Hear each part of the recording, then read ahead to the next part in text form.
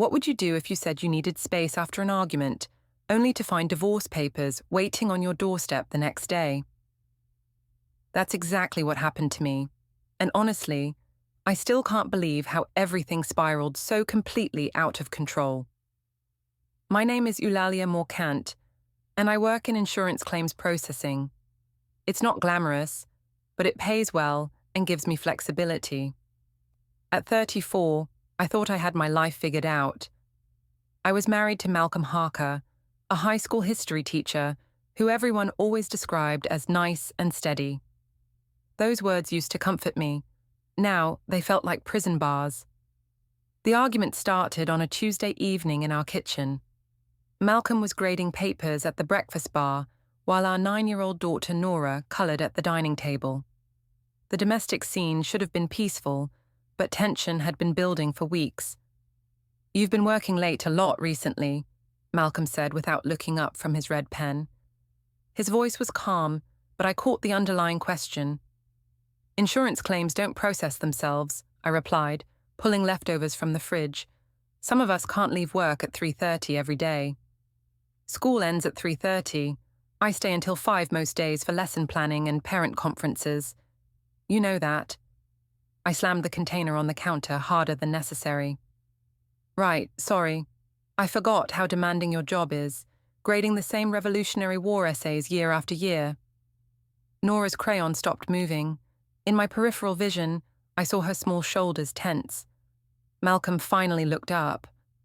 "What's really going on, Ulalia? This isn't about work schedules." He was right, but I couldn't tell him the truth. The truth was that 3 months ago, I'd joined a gym and met Cal Finch, the most attractive personal trainer I'd ever seen. Cal was everything Malcolm wasn't: spontaneous, exciting, full of energy. When Cal looked at me, I felt like the most interesting woman in the world, instead of just another suburban mom drowning in routine. "I'm trying to better myself," I said instead. "I'm working out, staying focused on my career, actually caring about my health for once. I'm sorry if that threatens you." "It doesn't threaten me. I'm proud of you for prioritizing fitness. But you're gone 4 nights a week until 10 or 11 p.m. That's not normal gym hours. The gym has 24-hour access for premium members. Maybe if you cared about your own health, you'd understand." Malcolm's jaw tightened. He was still lean from his college basketball days, and we both knew it. "I run 5 miles every morning before school." "Mommy, Daddy, please stop fighting," Norah whispered.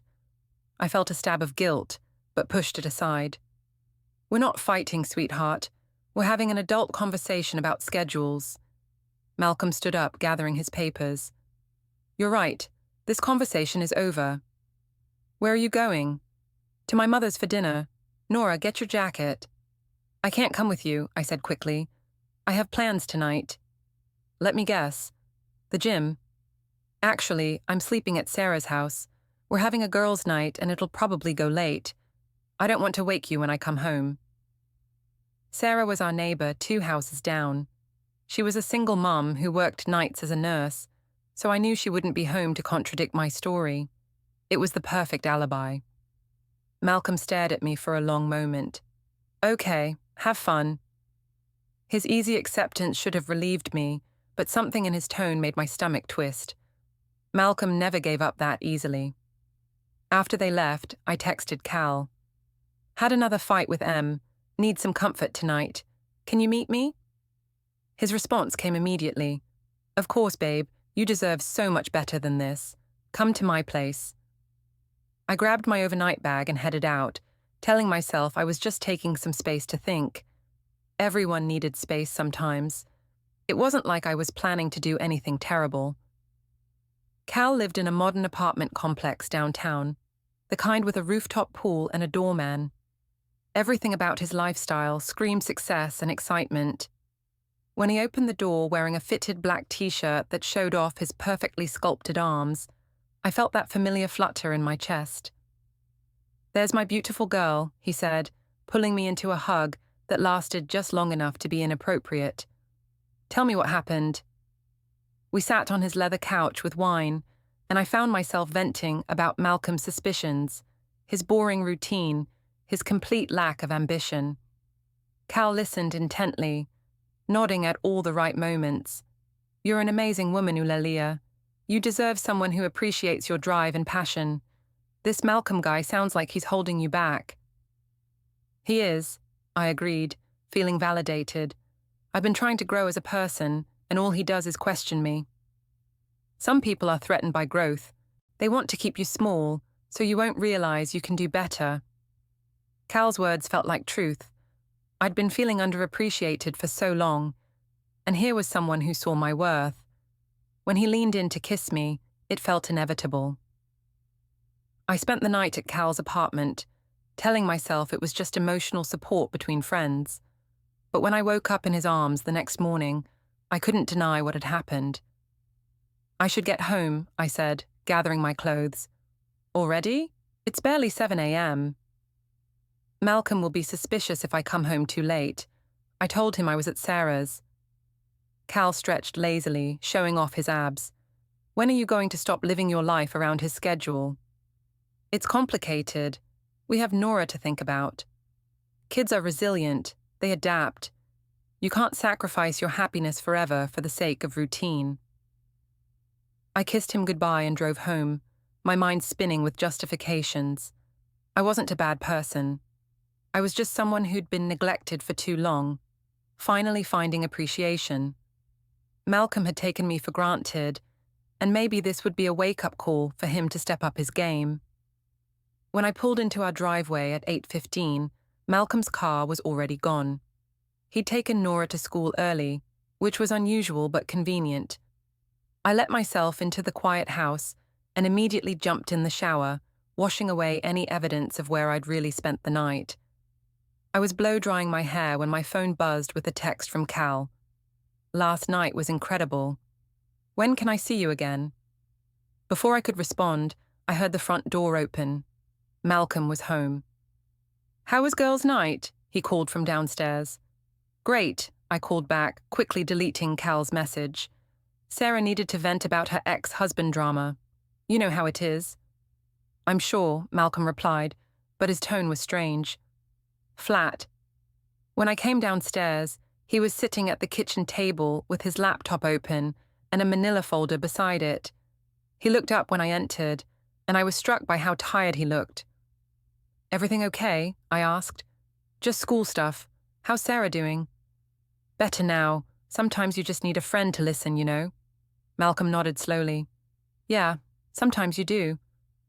Something about his expression made me nervous, but I pushed the feeling aside. Malcolm was too trusting, too passive to actually suspect anything. He'd always been the type to avoid confrontation, to assume the best in people. It was one of the things that had attracted me to him initially, and now it was working in my favor. "I need to get to work," I said, grabbing my purse. "See you tonight." "Actually, I'm taking Norah to my mum's for dinner again. Will you be joining us, or do you have gym plans?" There was definitely something pointed about the way he said it, but I couldn't back down now. "I'll probably hit the gym, yeah. This new routine is really working for me." "I can see that," Malcolm said quietly. "You seem different lately." "Different how?" "Happier, more energetic. It's good to see." His words should have made me feel guilty, but instead I felt vindicated. See? I was happier. That proved I was making the right choices for myself. "Thanks," I said, kissing his cheek. "I'll see you later." As I drove to work, I couldn't shake the image of Malcolm sitting at that table with his folder. But whatever he was working on, it was probably just lesson plans or parent-teacher conference notes. Malcolm was methodical about everything, always organizing and planning. I had no idea that he was methodically planning something that would change both our lives forever. Before we dive deeper into this story, I have one small request. Please subscribe, drop a like, comment, and hit that hype button to boost this channel so more people can discover these incredible stories. The next few weeks fell into a pattern. I'd go to the gym 3 or 4 nights a week, spending hours with Cal. Sometimes we actually worked out together, but more often, we'd end up at his apartment or at various restaurants around town. Cal knew all the trendy spots, the kind of places Malcolm and I never went to because he always said they were overpriced. "You've never had sushi this good?" Cal asked one Friday night at an upscale Japanese place downtown. "What does your husband take you to, Applebee's?" I laughed, feeling sophisticated as I attempted to use chopsticks. "Pretty much. Malcolm's idea of fine dining is the Olive Garden." "That's criminal. A woman like you should be taken to the best places, treated like a queen." The attention was intoxicating. Cal made me feel special, desired, important. When we walked into restaurants together, people looked at us. Cal was the kind of man who commanded attention. Tall, muscular, confident. Being with him made me feel like I was finally living the life I deserved. But our discreet dinner dates weren't enough anymore.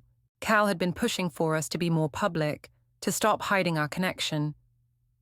"I want to take you to Bistro Cafe tomorrow night," he said as we left the sushi restaurant. "My trainer friends hang out there on weekends. I want to show you off." "I don't know, Cal. That place is pretty visible. What if someone sees us?" "So what if they do? You're not doing anything wrong. You're having dinner with a friend." "You know it's more than that." He stopped walking and turned to face me. "Is it? Because sometimes I feel like you're ashamed of me." "That's not true at all." "Then prove it. Come out with me tomorrow night. Stop living in the shadows." The challenge in his voice made my pulse quicken. Maybe he was right. Maybe I was being too cautious. Malcolm certainly wasn't paying enough attention to notice where I was going or who I was with. "Okay," I said. "Let's do it." Saturday evening, I told Malcolm I was meeting some coworkers for drinks. He barely looked up from his laptop when I said it. "Have fun," he said absently. "I'll put Norah to bed." "Thanks. Don't wait up." Bistro Cafe was packed when Cal and I arrived. It was one of those trendy gastropubs with exposed brick walls and craft cocktails that cost $18. Cal's friends were already there, a group of attractive 20-somethings who all worked at various gyms around the city. "Everyone, this is Ulalia," Cal announced, his hand possessive on my lower back. "The amazing woman I've been telling you about." I felt a thrill at being introduced as someone special, someone worth talking about. These people were young and vibrant, full of energy and ambition. They talked about fitness competitions, exotic vacations, business ventures. It was so different from the conversations I usually had with Malcolm about lesson plans and parent-teacher conferences. "Ulalia, you have to try this cocktail," said Jenna, a yoga instructor with perfect highlights. "It's called the Green Goddess, super healthy, all organic ingredients." I was 2 green goddesses in when I saw him. Malcolm was standing near the hostess station, scanning the crowded restaurant. He was wearing his good khakis and the blue button-down I'd bought him for Christmas, like he'd made an effort to dress up. When his eyes found mine across the room, I felt my stomach drop. "Shit," I muttered. "What's wrong?" Cal asked, following my gaze. "That's my husband. The boring teacher. What's he doing here?" Malcolm was walking toward our table now, weaving between other diners. His expression was unreadable, but I could see tension in his shoulders. "Ulalia," he said when he reached us, "I thought you were having drinks with coworkers." "I am," I said quickly. "These are my coworkers from the gym. From work. Some of them work out at my gym." It was a weak explanation, and we both knew it. Malcolm's eyes moved around the table, taking in the group of young, attractive people who clearly weren't insurance claims processors. "Hi there," Cal said, extending his hand with a cocky smile. "I'm Cal. You must be the husband." Malcolm shook his hand briefly. "Malcolm, nice to meet you." "Eulalia's told us so much about you. You're a teacher, right? That must be fulfilling." The way Cal said fulfilling made it sound like a consolation prize. "It is," Malcolm replied evenly. "Ulalia, can I talk to you for a minute? Privately?" "We're kind of in the middle of something here," Cal interjected. "Maybe you could call her tomorrow." I saw Malcolm's jaw tighten almost imperceptibly. I'm talking to my wife. The table went quiet. Jenna and the others suddenly became very interested in their drinks. It's fine, I said, standing up. We can talk. Malcolm led me to a quieter corner near the bar. Up close, I could see that he looked tired, stressed. There were lines around his eyes that I hadn't noticed before. What's going on, Ulalia? What do you mean? You told me you were having drinks with co-workers. These people aren't from your office. Some of them are, and some are from the gym. I have friends from different places, Malcolm. That guy Cal seems pretty friendly. He's my trainer. We're friends. Friends? Yes, friends. Is that a problem? Malcolm looked back toward our table, where Cal was watching us with obvious amusement. It's 10:30 on a Saturday night. Norah was asking why Mommy's never home for bedtime stories anymore. The mention of Norah sent a spike of guilt through me, but I pushed it down. I'm allowed to have a social life. Of course you are. But this doesn't feel like just a social life. This feels like something else. Like what? You tell me. I felt cornered, defensive. The alcohol made me bolder than I should have been. Maybe it feels different because I'm finally doing something for myself instead of just being a wife and mother 24/7. Maybe I'm actually interesting for once. You've always been interesting. Have I? Because you never seem to notice. When's the last time you took me somewhere like this? When's the last time you looked at me the way these people do? Malcolm was quiet for a long moment. Is that what this is about? You want me to take you to expensive restaurants and look at you differently? I want you to see me as more than just the person who does laundry and packs lunches. I've never seen you as just that. Really? Then why do you spend every evening grading papers or watching the History Channel? When do we ever do anything exciting? We have a 9-year-old daughter and a mortgage. Exciting looks different than it used to. Maybe for you it does. The words came out harsher than I intended, but I was frustrated and embarrassed.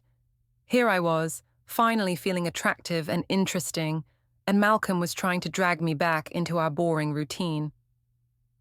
I think you should come home, Malcolm said quietly. I'm not ready to come home. Ulalia, no, Malcolm, I'm having a good time for once. I'm not going to cut it short just because you're uncomfortable. I turned and walked back to the table, leaving Malcolm standing by the bar. Cal immediately put his arm around my shoulders when I sat down. Everything okay, beautiful? It's fine, I said, loud enough for Malcolm to hear. He's just being overprotective. Jealous, more like, Cal said with a smirk. Can't blame him, though. If I had a woman like you, I wouldn't want to let her out of my sight either. I felt a flush of pleasure at his words. This was what I'd been missing. Someone who appreciated me, who saw my value. Malcolm just stood there for another minute, watching us, then turned and left without another word. Good riddance, Cal said. Now we can really have fun. But as the evening continued, I couldn't shake the image of Malcolm's face when I'd refused to come home with him. He'd looked hurt, disappointed, maybe even a little shocked. I stayed out until almost 2 a.m., letting Cal drive me home in his flashy red Mustang. The house was dark when I crept inside, and Malcolm's side of the bed was empty. I found him asleep on the couch in the living room, still wearing his good clothes from the restaurant. Looking down at him, I felt a complex mix of emotions. Guilt, frustration, defiance, and something else I couldn't quite name. Malcolm looked younger when he slept, more vulnerable. For a moment, I remembered why I'd fallen in love with him in the first place. But then I thought about Cal's strong arms around me, the way his friends had accepted me as someone worth knowing, the excitement of being somewhere new and sophisticated. Malcolm represented safety and routine. Cal represented possibility and passion. I went upstairs to bed, telling myself I was just exploring my options, just figuring out what I really wanted. But deep down, I knew I'd already made my choice. I just wasn't ready to admit it yet. Monday morning brought a return to routine, but the atmosphere in our house had shifted. Malcolm was polite but distant, making coffee and breakfast without his usual attempts at conversation. Norah seemed to sense the tension, eating her cereal quietly while glancing between us. "I have a late meeting tonight," I announced as I gathered my work bag. "Probably won't be home until 9 or 10. Malcolm didn't look up from his newspaper. "Okay. The Henderson claim is complicated. Might take hours to sort out." His lack of reaction was almost worse than an argument would have been. At least when Malcolm got upset, I knew what he was thinking. This calm indifference was unsettling. At work, I threw myself into actual insurance claims for a few hours, trying to create some legitimate documentation of busy work days. But my mind kept drifting to Cal, to the way he'd defended me against Malcolm's intrusion, to the plans we'd made for tonight. "You seem distracted," said Janet Lowe, my cubicle neighbor. Janet was 40, divorced, and had a talent for reading people's moods. "Everything okay at home?" "Everything's fine," I said quickly, "just busy." "I hear you, though I have to say you've seemed a lot happier lately. More energetic. New workout routine really paying off?" "Yeah, something like that." Janet nodded knowingly. "Good for you. Sometimes we need to shake things up, you know. Life's too short to just go through the motions." Her words felt like validation. See, even Janet could see that I was improving myself, becoming more vibrant. This wasn't about having an affair. It was about personal growth. That evening, I met Cal at his apartment before heading out to dinner at another trendy restaurant. He'd chosen a place in the arts district, the kind of spot that attracted creative types and young professionals. "You look incredible," Cal said as we were seated at a corner table. "That dress is perfect on you." I'd bought the dress specifically for our date, a black cocktail number that was more form-fitting than anything in my usual wardrobe.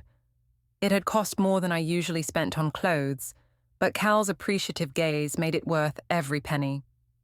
"Thank you. I felt like treating myself." "You should treat yourself more often. You deserve beautiful things."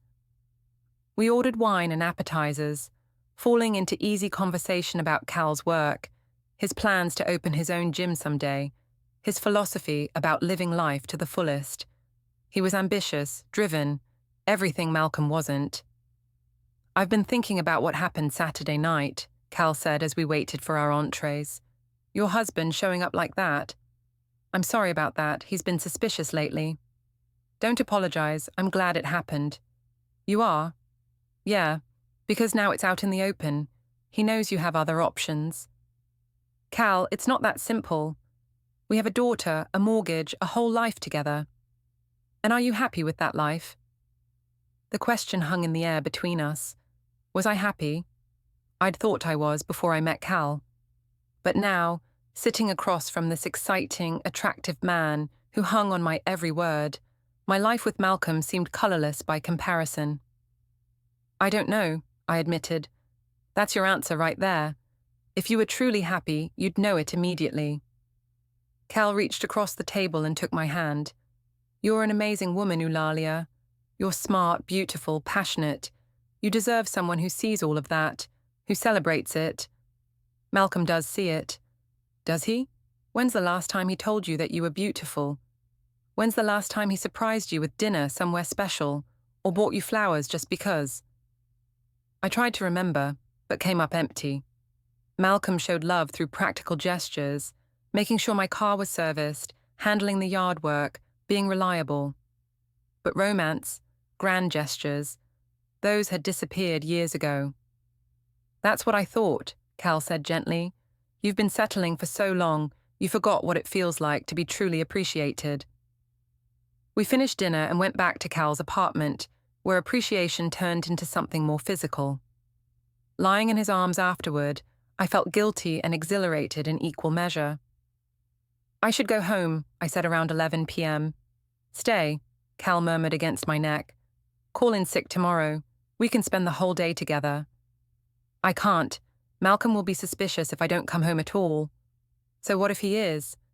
Maybe it's time to stop tiptoeing around his feelings and start thinking about your own." But I wasn't ready for that conversation yet. I got dressed and drove home, arriving just after midnight to find Malcolm waiting up in the living room. "How was your meeting?" he asked. "Long, complicated. The Henderson claim has a lot of moving parts." Malcolm nodded, but something in his expression made me nervous. "Janet called here around 9:30. She was looking for some files she thought you might have taken home." My blood went cold. "Janet called?" "Yeah. She seemed surprised when I told her you were still at the office. Said she'd left at 6 and the building looked pretty empty." "Think fast, Ulalia. Different floors. She probably just didn't see the lights in our section." "Probably." Malcolm's tone was neutral, but his eyes were sharp. "She mentioned that you've been working a lot of overtime lately. Said she hardly sees you in the office anymore during regular hours." "I've been handling field work, client visits, damage assessments, that kind of thing." "Right, of course." We went to bed in silence, but I could feel Malcolm's awareness like a weight beside me. He was putting pieces together, asking questions. I needed to be more careful. The next day at work, I approached Janet's desk with what I hoped was casual friendliness. "Hey, Malcolm mentioned you called last night looking for files." "Oh yeah, the Morrison folder. I found it this morning though. Don't worry. I was surprised you were still at the office so late." "Dedication." "Actually, I wasn't at the office. I was doing a field assessment. Malcolm must have misunderstood." Janet looked confused. "Oh, well, he specifically said you were at the office working late on the Henderson claim." "Shit." "Right, I was going back and forth. Office, then field work, then back to the office to file reports. You know how it is." "Sure," Janet said, but her expression suggested she didn't buy it entirely. I spent the rest of the week being extra careful about my alibis, making sure my stories were consistent. But Malcolm's questions were getting more pointed, and I could see him watching me with new attention. Friday night, I told him I was going to the gym and would probably grab dinner afterward with some of the other members. "Which gym do you go to again?" Malcolm asked. "Fitness First, the one on Maple Street." "Right, and they stay open until 11 on weekends." "For premium members, yeah. Why?" "Just curious. I was thinking about joining a gym myself. Maybe we could work out together sometimes." The suggestion sent panic through me. "That's sweet, but I think we should have some separate interests, you know? It's healthy for couples to have their own things." Malcolm nodded thoughtfully. "You're probably right. Independence is important." Something about the way he said it made me uneasy, but I pushed the feeling aside and left for my evening with Cal. We went to a wine bar in the University District, a cozy place with dim lighting and intimate seating. Cal had been pushing for more public displays of affection lately, and tonight was no exception. He kept his hand on my thigh throughout dinner, kissed me openly when we thought no one was looking. "I love seeing you like this," he said as we shared a bottle of expensive Pinot Noir. Relaxed, happy, free. "I do feel free with you," I admitted. "Like I can be myself instead of just playing a role." "That's because you're with someone who appreciates the real you, not some watered-down version you think you're supposed to be." Around 10 p.m., we decided to call it a night. Cal walked me to my car in the parking garage, pressing me against the driver's side door for a long, passionate kiss. "I wish you didn't have to go home to him," he whispered. "Soon," I said, surprising myself with the words. "Maybe soon things will be different." Cal's eyes lit up. "Really? You're thinking about making a change?" "I'm thinking about a lot of things." "Good, because I'm falling in love with you, Ulalia. And I think you're falling in love with me too." The L word should have scared me, but instead it sent a thrill through my chest. When was the last time Malcolm had said he loved me? When was the last time I'd felt truly loved instead of just comfortable? I drove home with Cal's words echoing in my mind, already planning how I might approach the subject of separation with Malcolm. Maybe it was time to stop pretending everything was fine and start pursuing real happiness. But when I pulled into my driveway, I saw Malcolm silhouetted in our bedroom window, looking down at me with an expression I couldn't read. Even from that distance, I could feel the weight of his attention, and I realized that whatever game we'd been playing was about to get much more serious.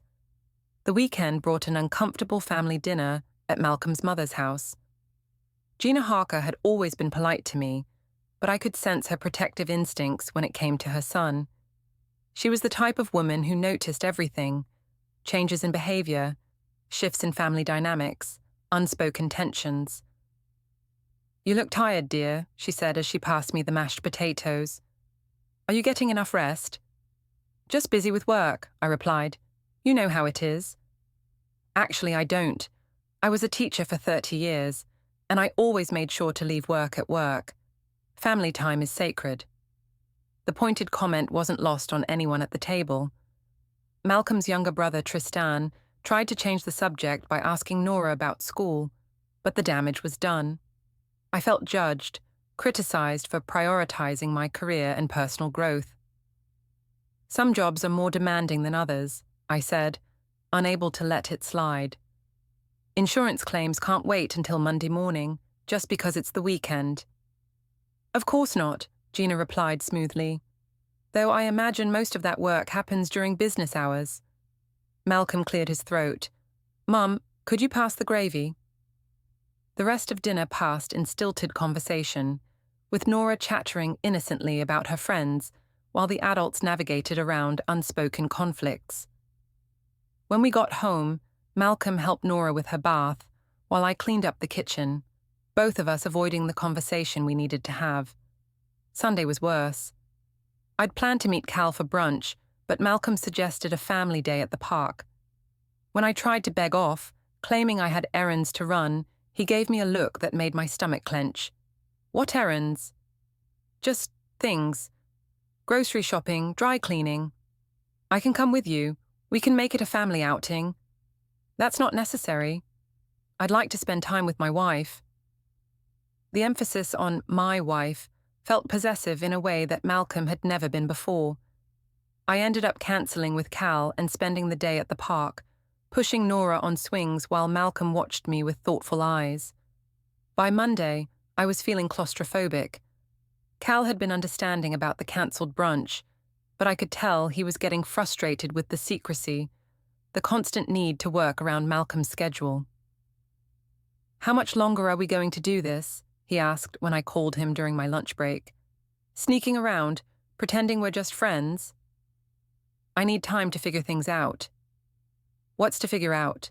You're miserable with him, happy with me. Seems pretty straightforward." "There's Norah to consider, and finances. I can't just blow up my life overnight." "You're not blowing up your life, you're improving it." That afternoon, Janet approached my desk with a concerned expression.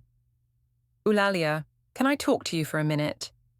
We walked to the break room, where Janet poured herself coffee and studied me carefully. "Is everything okay? You seem, I don't know, distracted lately." "I'm fine." "Why?" "Well, for one thing, you've been taking a lot of long lunches and leaving early and calling in late pretty frequently." My defenses went up immediately. "I've been handling field work. My schedule is more flexible than yours." I know, it's just, look, I've been where you are, where I am, going through something at home, feeling restless, looking for excitement elsewhere. I get it." I felt exposed, like Janet could see right through me. "I don't know what you're talking about." "Honey, I've been divorced for 5 years. I recognize the signs: the new clothes, the extra attention to appearance, the mysterious schedule changes. The question is, are you being smart about it?" "Janet, I'm not judging you.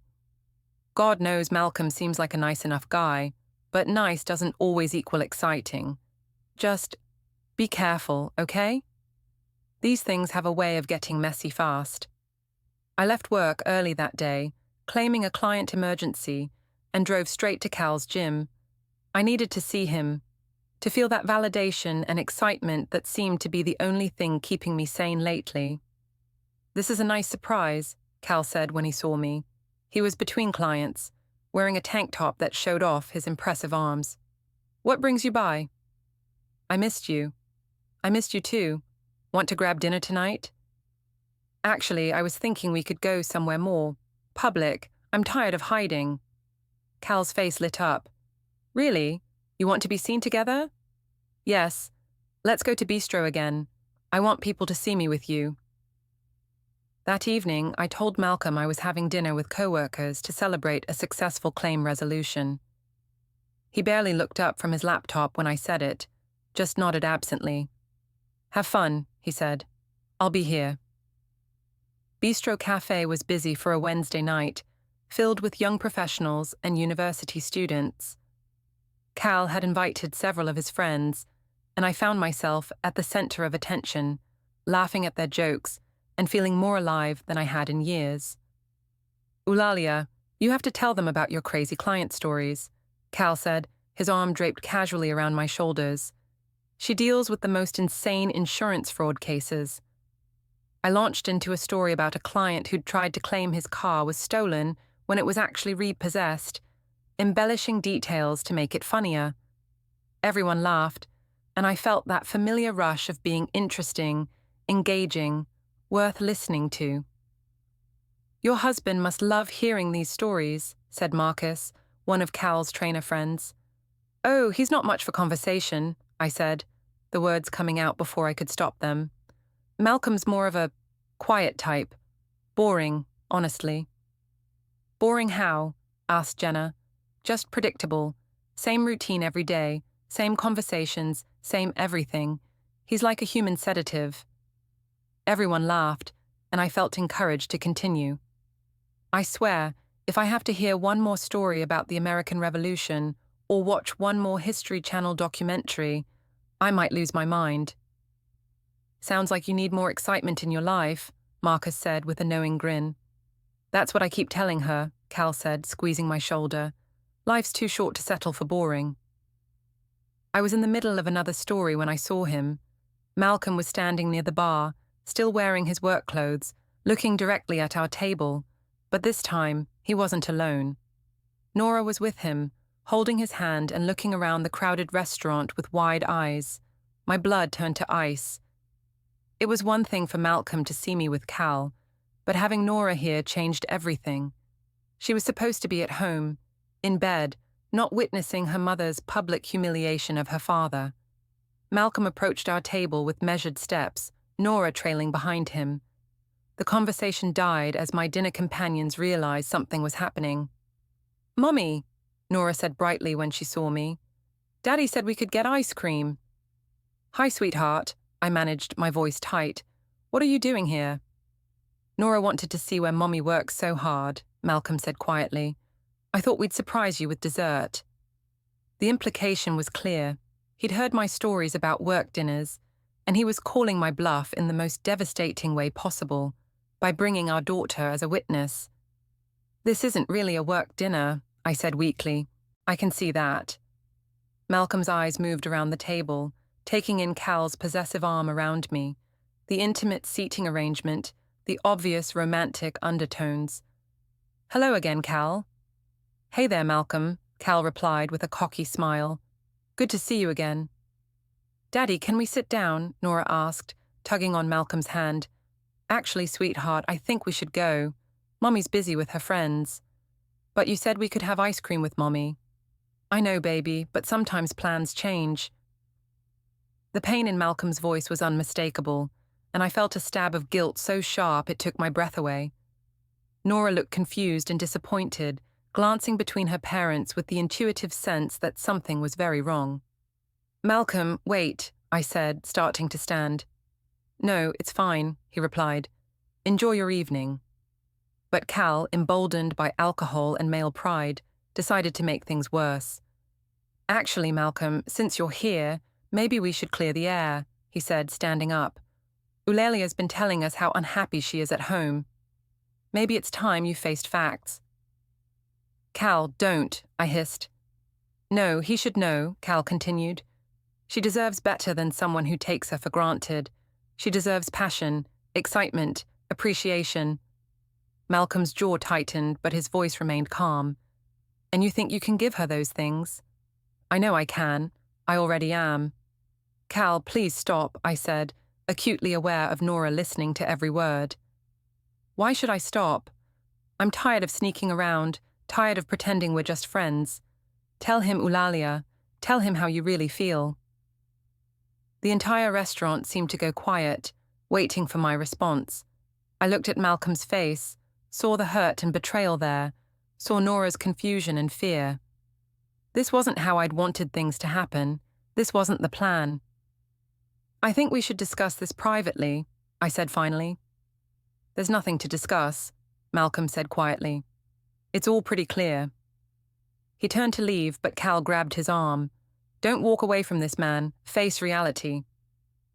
Let go of me, Malcolm said, his voice deadly quiet. Or what? You'll bore me to death with a history lesson.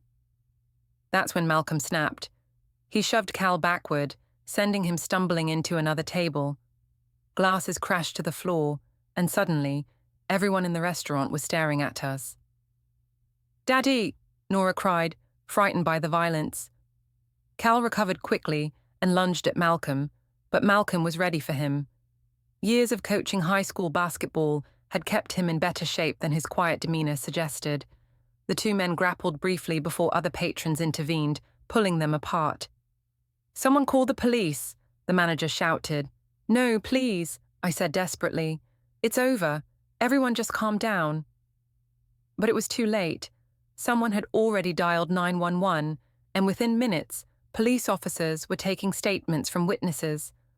I watched in horror as the entire humiliating scene played out in front of dozens of strangers, many of whom were recording with their phones. Malcolm sat with Norah in a corner booth, comforting her while she cried. I wanted to go to them, but Cal was demanding my attention, insisting that I tell the police how Malcolm had started the fight. This is perfect, he said. Now you can file for divorce and claim he's violent. You'll get everything. Are you insane? He's not violent. You provoked him. I was defending your honor. You were being an asshole in front of my daughter. The police separated us for individual statements, and I found myself trying to minimize the incident, to protect both men from serious charges. But the damage was done. By the time we were allowed to leave, cell phone videos of the fight were already circulating on social media. Malcolm left with Norah without speaking to me again. I went home with Cal, but instead of comfort, I found only regret. Lying in his bed that night, I realized that my pursuit of excitement and validation had cost me something precious. My family's respect, my daughter's sense of security, and possibly my marriage. But it was too late to take any of it back. The wheels were already in motion for consequences I couldn't even imagine yet. I woke up in Cal's bed Thursday morning to 17 missed calls and 43 text messages. The videos from Bistro had gone viral overnight, shared across Facebook, Instagram, and TikTok, with captions like, "Cheating wife gets busted," and "Teacher fights homewrecker." Oh my God, I whispered, scrolling through the notifications with growing horror. What's wrong? Cal mumbled from beside me. The videos. Everyone's seen them. My co-workers, my neighbors, my family. Cal sat up and looked at my phone. So? Now everything's out in the open. No more sneaking around. My daughter was there, Cal. She saw everything. Kids are resilient. She'll get over it. His casual dismissal of Norah's trauma made me want to scream. This man who'd been whispering about love and future plans couldn't even muster concern for my child's well-being. I got dressed quickly and drove home, dreading what I'd find. The house was empty. Malcolm had already left for work and dropped Norah at school. But there was a note on the kitchen counter in his careful handwriting. Ulalia, I've taken Norah to stay at my mother's for a few days while we figure things out. She's confused and upset about last night. Please don't contact us until I've had time to explain things to her appropriately. We'll talk this weekend. Malcolm. The formal tone was worse than anger would have been. Malcolm was done fighting, done trying to save our marriage. He was moving into damage control mode, protecting our daughter from further trauma. I called in sick to work, unable to face Janet's knowing looks or the whispered conversations I knew would follow me through the office. Instead, I spent the day on the couch, watching the videos circulate with increasingly cruel commentary. "Look at this basic suburban mom thinking she's hot shit," read one comment with over 200 likes. "Feel bad for the kid. Mom's having a midlife crisis, and dad looks like he's about to have a breakdown. Plot twist, the trainer dumps her in a week when he realizes she's just another desperate housewife." That last comment stung because I was starting to worry it might be true.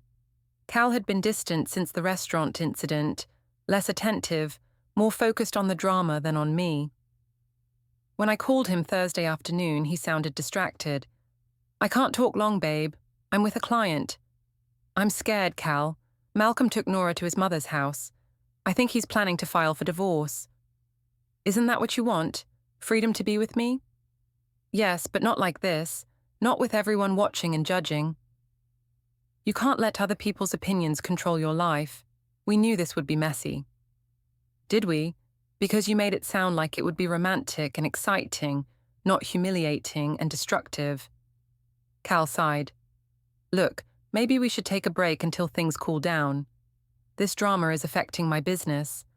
Clients are asking questions, and my boss isn't happy about the negative attention. You want to take a break, now?"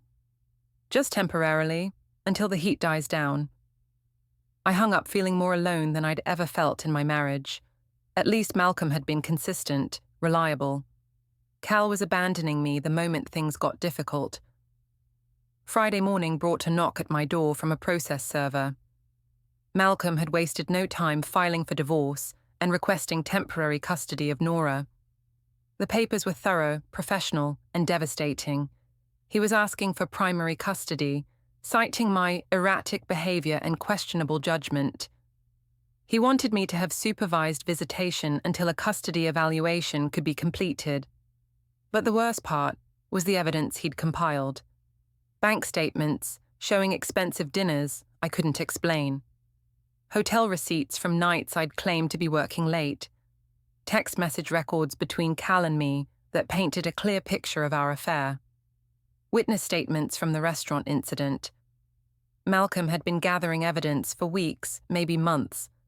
While I thought he was being passive and oblivious, he'd been building a case against me. I called the only divorce attorney I knew, a woman named Patricia Chen, who'd handled my friend's divorce 2 years earlier. Patricia agreed to see me that afternoon, but her assessment wasn't encouraging. "Your husband has been very thorough," she said, reviewing the papers. "This isn't a spur-of-the-moment filing. He's been planning this for a while." "Can he really get primary custody?" "Based on what I'm seeing here, it's possible. The public nature of your affair, the incident at the restaurant with your daughter present, the evidence of deception, it doesn't look good. But I'm her mother.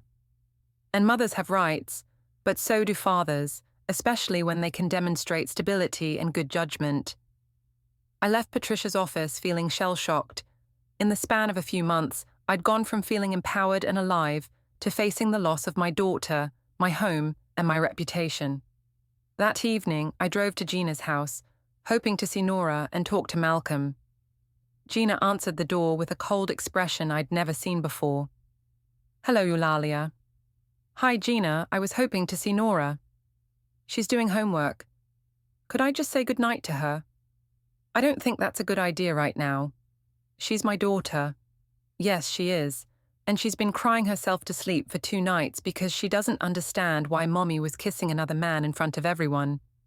The words hit me like a physical blow. I never meant for her to see that. But she did see it, and now she's asking questions I shouldn't have to answer. "Please, Gina, I just want to explain." "Explain what?" "That you've been lying to her father for months, that you chose to humiliate your family in public. What exactly would you like to explain?" Behind Gina, I could see Malcolm in the living room, helping Norah with her homework. He looked up when he heard my voice, and our eyes met across the distance. The pain I saw there made my chest ache. "Malcolm," I called out, "can we please talk?" He said something to Norah and walked to the door, but didn't invite me in. "What do you want, Ulalia?" "I want to explain. I want to fix this." Fix what? The affair? The lies? The public humiliation? Which part exactly do you want to fix? All of it. I made mistakes, but we can work through this.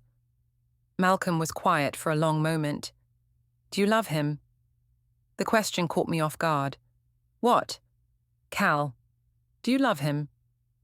I thought about Cal's reaction to the drama, his suggestion that we take a break, his sudden concern for his reputation over my well-being. I thought I did, I said honestly. And do you love me? That question was harder to answer. I'd been so focused on what Malcolm wasn't giving me that I'd forgotten what he was. Stability, loyalty, consistent, quiet devotion. The kind of love that showed up every day, even when it wasn't exciting. Yes, I whispered, I do love you. Then why wasn't that enough? I didn't have a good answer. Standing there on Gina's porch, looking at my husband's exhausted face, I couldn't remember why I'd thought I needed more than what we had. I don't know, I admitted. I got caught up in feeling special, appreciated. Cal made me feel like I was the most interesting woman in the world. And I made you feel like what? Like a wife, a mother, someone ordinary. Malcolm nodded slowly. I see. But I was wrong, I said quickly. I can see that now. We can go to counselling, work on our communication, make things exciting again. Ulalia, you had an affair. You lied to me for months. You humiliated our family in public and traumatized our daughter. You think counselling is going to fix that? People get through affairs all the time. Couples survive this kind of thing. Some do, but those couples usually involve someone who's genuinely remorseful, not someone who only regrets getting caught. I am remorseful. Are you? Or are you just scared of losing custody and having to pay alimony? The accuracy of his assessment stung because it held some truth.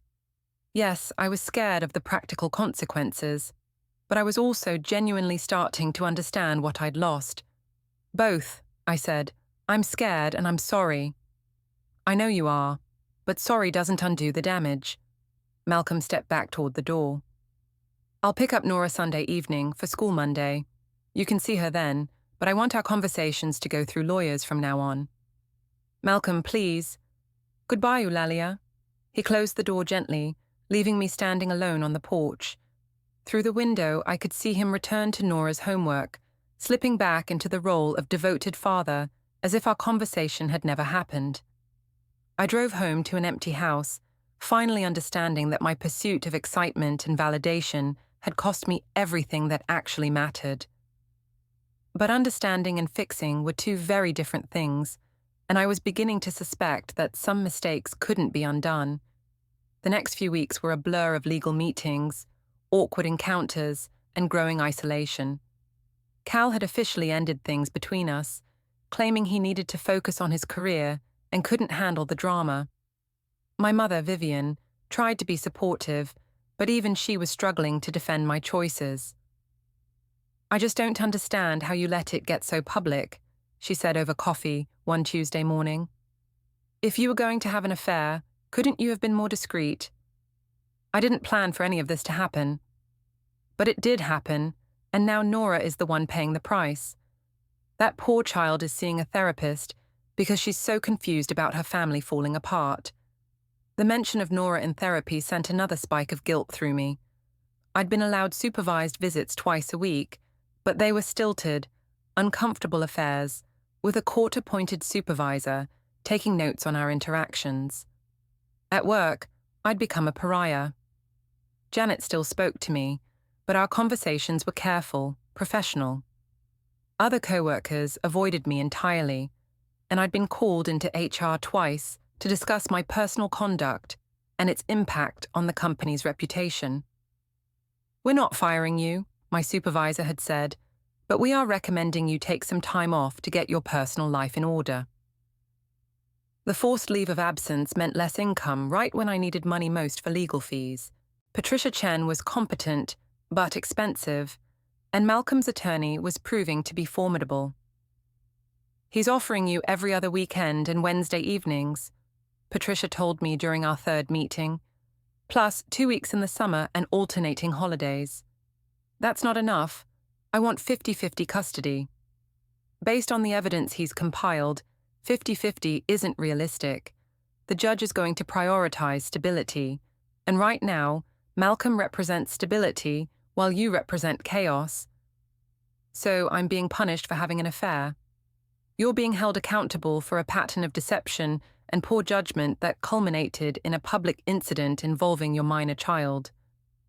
Patricia's bluntness was hard to hear, but I was beginning to understand that my actions had consequences beyond my marriage. The viral videos had been seen by hundreds of thousands of people.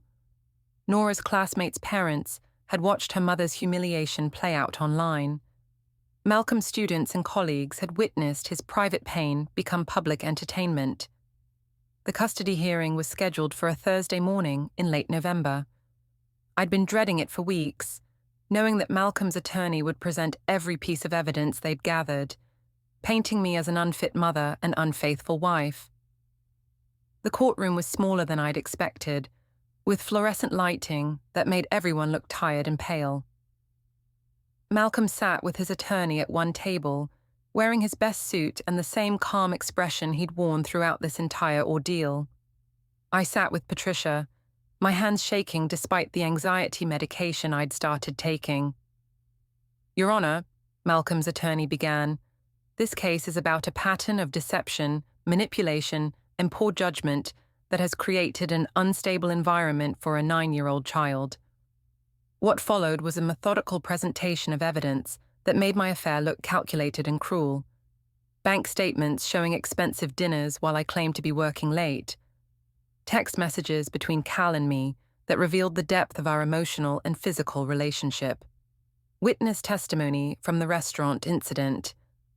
But the most damaging evidence was something I hadn't expected. Testimony from Norah's school counselor about the changes in her behavior and academic performance over the past several months. Norah has been exhibiting signs of anxiety and depression, the counselor testified. She's been asking questions about divorce, wondering if she did something wrong to make Mommy angry. Her grades have dropped, and she's been having difficulty concentrating in class. I watched Malcolm's face as the counselor spoke, seeing the pain there as he learned about our daughter's suffering. This was what my pursuit of excitement had cost, not just my marriage, but my child's sense of security and happiness. When it was my turn to testify, Patricia did her best to present me as a woman who'd made mistakes but was committed to being a good mother. I talked about my love for Norah, my regret over the affair, my willingness to do whatever it took to rebuild trust. But under cross-examination, Malcolm's attorney exposed every lie I'd told, every excuse I'd made, every moment when I'd chosen my own desires over my family's well-being. "Mrs. Morcant, you testified that you love your daughter, is that correct?" "Yes, absolutely." "And yet, you chose to carry on an affair for months while lying to her about where you were spending your evenings?" "I was trying to protect her from adult problems." "By lying to her?" "By not involving her in marital issues." "But you did involve her, didn't you, when you brought your affair partner to a public restaurant where your husband confronted you in front of your daughter? That wasn't planned." "No, but it was the inevitable result of your choices, wasn't it?" I had no good answer for that. Everything that had happened at Bistro was the direct result of my decisions, my lies, my refusal to end the affair before it became public. The judge was a middle-aged woman with kind eyes but a firm demeanor. After hearing all the testimony and reviewing the evidence, she delivered her verdict with the measured tone of someone who'd seen too many families destroyed by poor choices. This court recognizes that both parents love their child and want what's best for her. However, the evidence presented shows a clear pattern of deception and instability on the part of the mother that has directly impacted the child's emotional well-being. My heart sank as she continued. Primary custody is awarded to the father, with supervised visitation for the mother, until such time as she can demonstrate consistent stability and commitment to the child's best interests. The mother will be responsible for the costs of supervision and required to complete parenting classes and individual counseling. It was over. I'd lost primary custody of my daughter, lost my home, lost my reputation, and gained nothing but the bitter knowledge of what my choices had cost. As people filed out of the courtroom, Malcolm approached me with an expression I couldn't read. "Ulalia," he said quietly. "Malcolm, Congratulations, I suppose. This isn't a victory. This is just damage control. I know, and I'm sorry. I'm so sorry for all of it." Malcolm studied my face for a long moment. "I believe you are. But sorry doesn't undo the damage to Norah, or to us, or to the life we built together. Is there any chance? For us? No. But for you and Norah? That depends on you. The judge was clear about what you need to do to earn back unsupervised time with her." "I'll do whatever it takes." "I hope so. She needs her mother, but she needs the mother who puts her first, not the one who was so focused on her own happiness that she forgot about everyone else's." Malcolm walked away, leaving me standing in the empty courtroom with Patricia and the wreckage of my former life. 6 months later, I was living in a small apartment across town, working a new job at a different insurance company, and slowly rebuilding my relationship with Norah through supervised visits that had gradually become unsupervised afternoons. The parenting classes and counseling had been humbling but necessary, forcing me to confront the selfishness and entitlement that had driven my affair. Cal had moved to another city, his gym career apparently damaged by the viral videos. I'd heard through mutual acquaintances that he was working at a chain fitness center, no longer the confident trainer who'd swept me off my feet with promises of excitement and appreciation. Malcolm had been fair in the divorce settlement, taking only what he needed to provide stability for Norah. He'd even helped me find my new apartment, recognizing that our daughter needed her mother to be housed and employed, even if we could never be a family again. The viral videos had eventually faded from social media, replaced by newer scandals and fresher drama. But the consequences of those few minutes of recorded humiliation would last forever, in Norah's memories, in Malcolm's betrayal, in the trust I'd destroyed and could never fully rebuild. Standing in my small kitchen on a quiet Sunday evening, I finally understood what I'd lost in my pursuit of feeling special and appreciated. I'd had a man who loved me consistently, if not passionately. I'd had a daughter who trusted me completely. I'd had a life that was stable and secure, even if it wasn't exciting. And I'd thrown it all away for a few months of validation from a man who'd disappeared the moment things got difficult, leaving me to face the consequences of our affair alone. The irony wasn't lost on me. I'd wanted to feel special, and I'd certainly achieved that goal. I was special now, the woman in the viral videos, the mother who'd lost custody, the wife who'd destroyed her family for a fling with a personal trainer. It wasn't the kind of special I'd been hoping for, but it was the kind I deserved.